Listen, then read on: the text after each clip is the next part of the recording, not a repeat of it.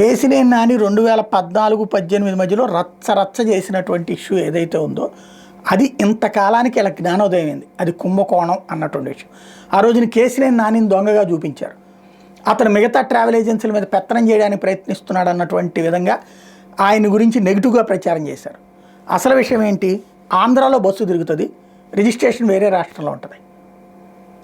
Even సీట్ల సంబంధించి కూడా వేరే రాష్ట్రాలకు సంబంధించి, అంటే నిజాయితీగా మన రాష్ట్రంలో మన రవాణా శాఖకి పన్ను కట్టినటువంటి వాళ్ళేమో అన్యాయం అవుతున్నారు.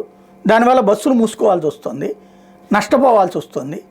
ఇతర రాష్ట్రాల్లో రిజిస్ట్రేషన్ చేసుకుని ఇక్కడ బస్సులు తిప్పేవాడు దర్జాగా ఉన్నాడు.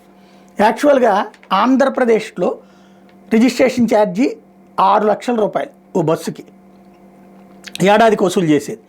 అరుణాచల్ ప్రదేశ్లో కేవలం 40,000, నాగాలాండ్లో కేవలం 56,000. అక్కడికి బస్సు కూడా తీసుకెళ్ళక్కర, బ్రోకర్కి చెప్తే చాలు ఫిట్నెస్ సర్టిఫికేట్ ఇచ్చేస్తారు. ఆ సర్టిఫికేట్తో దేశవ్యాప్తంగా ఎక్కడైనా తిరగచ్చు, నేషనల్ పర్మిట్ ఉంటుంది కాబట్టి. పన్ను తక్కువ అన్నటువంటి కారణంతో అక్కడికి పోయి అక్కడ రిజిస్ట్రేషన్ చేయిస్తారు, ఈ బ్రోకర్లు ఉన్నారు కాబట్టి. ఆ రాష్ట్రాల్లో 1369 బస్సులు, ఆంధ్రాలో తిరుగుతున్న 1369 బస్సులు అక్కడ రిజిస్ట్రేషన్ అవుతున్నాయి. కొత్తగా ఆ ఏటా కొత్త బస్సులు 100 అక్కడికే వెళ్తున్నాయి. రాష్ట్రానికి ఏటా దాదాపు 82 కోట్ల రూపాయల నష్టం వాటిల్లుతోంది.